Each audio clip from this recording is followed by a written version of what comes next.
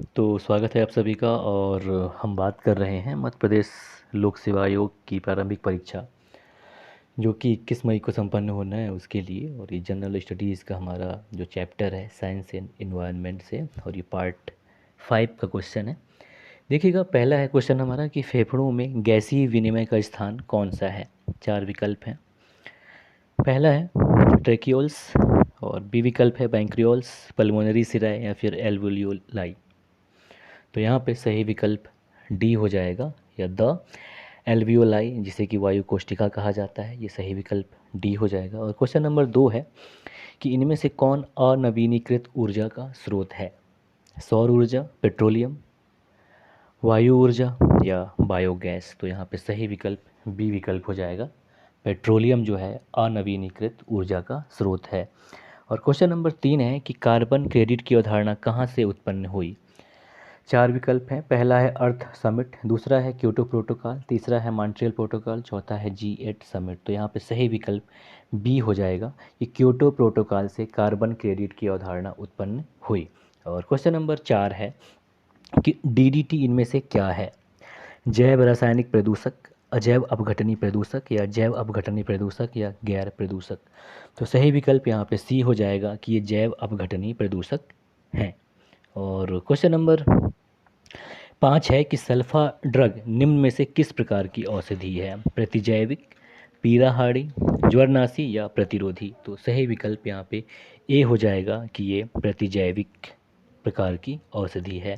तो पाँचवें का सही विकल्प ए हो जाएगा। और क्वेश्चन नंबर 6वां है कि किस प्रकार के उत्पाद को इको मार्क दिया जाता है। चार विकल्प हैं जिसमें कार्बोहाइड्रेट हाइड्रेट प्रचुर मात्रा में हो, जो आर्थिक रूप से सक्षम हो, जो पर्यावरण से मित्रवत हो, या जो मिलावट रहित हो। तो यहाँ पे सही विकल्प सी हो जाएगा कि जो पर्यावरण से मित्रवत हो उसे इको मार्क दिया जाता है। सही विकल्प सी हो जाएगा। क्वेश्चन नंबर 7 है कि इनमें से कौन सा वृक्ष पर्यावरण के लिए खतरा है। चार विकल्प हैं। केला, यूकेलिप्टिस, बबूल या फिर नीम। तो यहाँ पे सही विकल्प बी हो जाएगा, यूकेलिप्टिस। और क्वेश्चन नंबर 8 है कि डेंगू बुखार किस मच्छर के काटने से फैलता है। एनाफिलीज, एडीज, क्यूलेक्स या फिर एशियाई बाघ मच्छर। तो सही विकल्प यहाँ पे बी हो जाएगा कि एडीज मच्छर के काटने से डेंगू बुखार फैलता है। और क्वेश्चन नंबर 9वां है कि निम्न में से कौन सही सुमेलित नहीं है।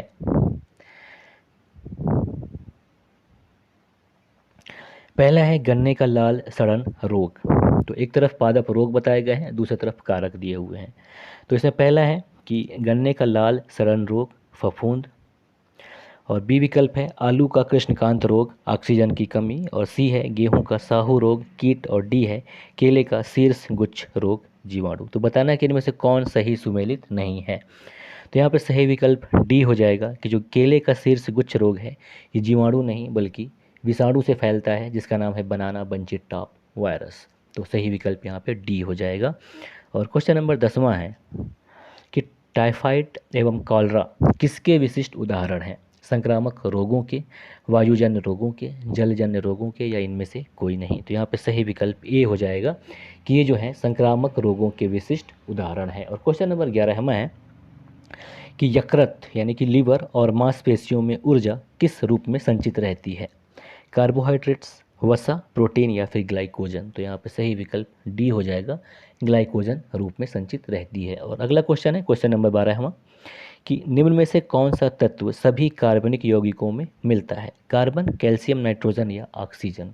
तो यहाँ पे सही विकल्प ए हो जाएगा, कार्बन। और क्वेश्चन नंबर 13वां है कि नीला थोथा रासायनिक रूप से क्या है। कॉपर सल्फेट, निकल सल्फेट, जिंक सल्फेट या फेरस सल्फेट। तो यहाँ पे सही विकल्प ए हो जाएगा, कॉपर सल्फेट। और क्वेश्चन नंबर 14वां है कि गैस वेल्डिंग के लिए कौन सी गैस प्रयुक्त की जाती है। ऑक्सीजन और नाइट्रोजन, ऑक्सीजन और एसिटिलीन, हाइड्रोजन और एसिटिलीन, या इनमें से कोई नहीं। तो यहाँ पे सही विकल्प बी हो जाएगा, ऑक्सीजन और एसिटिलीन। और क्वेश्चन नंबर 15वां है कि वह तत्व जो मानव पसीने के माध्यम से उत्सर्जित नहीं होता कौन सा है। जस्ता, क्रोमियम, आयरन या गंधक। तो सही विकल्प यहाँ पे डी हो जाएगा कि जो गंधक है यह मानव पसीने के माध्यम से उत्सर्जित नहीं होता, बाकी सभी होते हैं।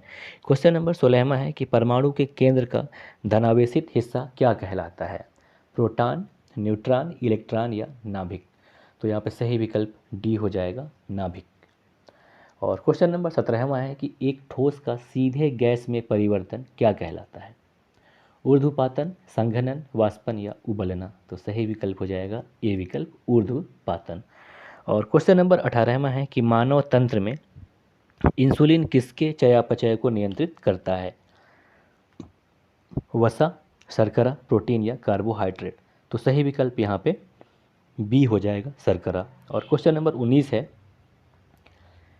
कि निम्न में से कौन सी इनमें से भारी धातु कौन सी है?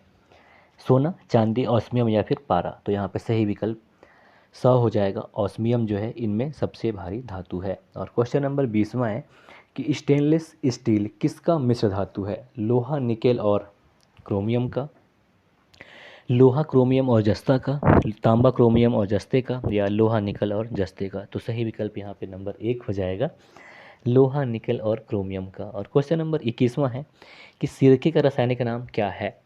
एथेनोइक अम्ल, एसिटिक अम्ल, एथिल एसीटेट या इनमें से कोई नहीं। तो सही विकल्प यहाँ पे बी हो जाएगा, एसिटिक अम्ल। और क्वेश्चन नंबर 22वां है कि सोडा वाटर की बोतल खोलने पर निकलने वाला गैस कौन सा है? कार्बन डाइऑक्साइड, हाइड्रोजन, नाइट्रोजन या सल्फर डाइऑक्साइड। तो यहाँ पे सही विकल्प ए हो जाएगा, कार्बन डाइऑक्साइड। और क्वेश्चन नंबर 23 है कि निम्न तत्वों में से किसमें न्यूट्रॉन नहीं होता? ऑक्सीजन में, नाइट्रोजन में, हाइड्रोजन में या तांबा में। तो यहाँ पे सही विकल्प सी हो जाएगा कि हाइड्रोजन में न्यूट्रॉन नहीं होता। और क्वेश्चन नंबर 24वां है कि एंगस्ट्रम किसकी इकाई है? तरंगदैर्ध्य की, ऊर्जा की, आवृत्ति की या वेग की। तो सही विकल्प ए हो जाएगा कि एंगस्ट्रम जो है तरंगदैर्ध्य की इकाई है। और क्वेश्चन नंबर 25वां है कि आवृत्ति को किससे मापा जाता है?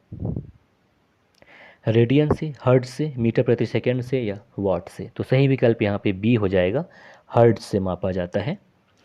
और क्वेश्चन नंबर 26 है कि ट्राइग्लिसराइड क्या है? प्रोटीन, कार्बोहाइड्रेट, वसा या खनिज। तो सही विकल्प यहाँ पे सी हो जाएगा कि ट्राइग्लिसराइड जो है ये वसा है। और क्वेश्चन नंबर 27वां है कि इलेक्ट्रोएन्सेफेलोग्राफ, जिसे कि ईईजी भी कहा जाता है, यह किसकी निगरानी के लिए उपयोग किया जाता है या होता है? हृदय, यकृत या लीवर, अग्नाशय और मस्तिष्क। तो यहाँ पे सही विकल्प डी हो जाएगा, मस्तिष्क। और क्वेश्चन नंबर 28वां है कि विद्युत शक्ति की इकाई है एम्पियर, वोल्ट, कूलाम्ब या फिर वाट। तो यहाँ पे सही विकल्प डी हो जाएगा, वाट। विद्युत शक्ति की जो इकाई है वो वाट है। और क्वेश्चन नंबर 29 है कि विद्युत धारा किस उपकरण से मापी जाती है? वोल्टमीटर, एमीटर, पोटेंशियोमीटर या इनमें से कोई नहीं। तो सही विकल्प यहाँ पे बी हो जाएगा कि विद्युत धारा जो है ये एमीटर से मापा जाता है। और क्वेश्चन नंबर 30वां है कि कोशिका का शक्तिग्रह होता है कौन सा? कोशिका भित्ति, माइटोकॉन्ड्रिया, राइबोसोम या लाइबोसोम। तो यहाँ पे सही विकल्प बी हो जाएगा, माइटोकॉन्ड्रिया। और अंतिम सवाल है हमारा कि आर्द्रता किस उपकरण से मापी जाती है? हाइड्रोमीटर, हाइग्रोमीटर, पैरोमीटर या लैक्टोमीटर से। तो यहाँ पे सही विकल्प बी हो जाएगा, हाइग्रोमीटर से आर्द्रता जो है मापी जाती है। तो ये था हमारा एमपीपीएससी 2022 के लिए प्रश्नों का एक सेट जो कि साइंस और इन्वायरमेंट से संबंधित था। और बाकी हम भाग 6 में लेके आएंगे। तब तक के लिए नमस्कार, जय हिंद।